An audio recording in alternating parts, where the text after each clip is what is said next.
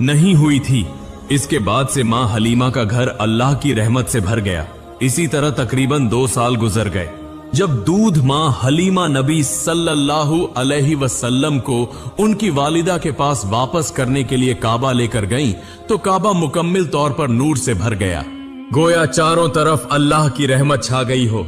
इसी दरमियान दादा अब्दुल मुत्तलिब को मालूम हुआ कि यहूदी अब भी नन्हे नबी को तलाश कर रहे हैं और उन्हें नुकसान पहुंचाना चाहते हैं। इस खतरे से बचाने के लिए अब्दुल मुत्तलिब ने दोबारा नबी सल्लल्लाहु अलैहि वसल्लम को हलीमा के पास भेज दिया। इस तरह मजीद 2 साल गुजर गए। एक दिन अचानक दूध माँ हलीमा बीमार पड़ गई। वहां के हकीम और आमिल आए और हलीमा को ठीक करने की कोशिश करने लगे। यह देखकर नबी सल्लल्लाहु अलैहि वसल्लम ने फरमाया, बराहे करम आप जरा हट जाएं, मुझे जरा देखने दें। यह कहकर जब नबी सल्लल्लाहु अलैहि वसल्लम ने अपनी दूध माँ हलीमा के हाथ पर हाथ रखा तो फौरन ही हलीमा बिल्कुल ठीक हो गई। यह देखकर आमिल हैरान रह गए और वहां से चले गए, लेकिन वह समझ चुके थे कि यही वह खास बच्चा है। इसके बाद वह आमिल यहूदी मजहबी पेशवाओं के पास गए और कहा, जिस बच्चे को तुम इतने दिनों से तलाश कर रहे हो, हमने उसे पा लिया है। वह अब हलीमा के घर में रहता है।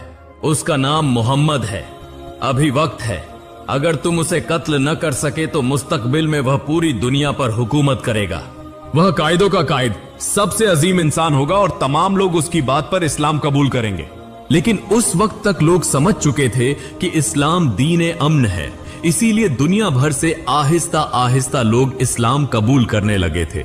फिर एक रात दुश्मनों ने माँ हलीमा के घर पर हमला कर दिया, लेकिन हलीमा और उनके शौहर ने जान की बाजी लगाकर मुकाबला किया और किसी न किसी तरह नबी सल्लल्लाहु अलैहि वसल्लम को बचा लिया।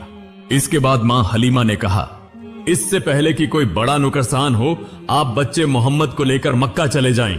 हलीमा के शौहर नबी सल्लल्लाहु अलैहि वसल्लम को लेकर मक्का के एक पहाड़ की तरफ रवाना हो गए। उस वक्त माँ हलीमा फूट फूट कर रो रही थीं। दरअसल नबी सल्लल्लाहु अलैहि वसल्लम से उन्हें इतनी मोहब्बत हो गई थी कि वह अपने आंसू न रोक सकी। इधर दादा अब्दुल मुत्तलिब यह खबर सुनकर नबी सल्लल्लाहु अलैहि वसल्लम के पास पहुंच गए और गहार ही में दादा और पोते ने तकरीबन 1 साल से ज्यादा वक्त गुजारा। नबी सल्लल्लाहु अलैहि वसल्लम की मौजूदगी से सहरा भी जिंदगी से भर गया था। फिर एक दिन माँ आमिना उस घाट से नबी सल्लल्लाहु अलैहि वसल्लम को लेकर मदीना गईं ताकि अपने रिश्तेदारों से मिल सकें और नबी सल्लल्लाहु अलैहि वसल्लम के वालिद अब्दुल्लाह की कब्र की जियारत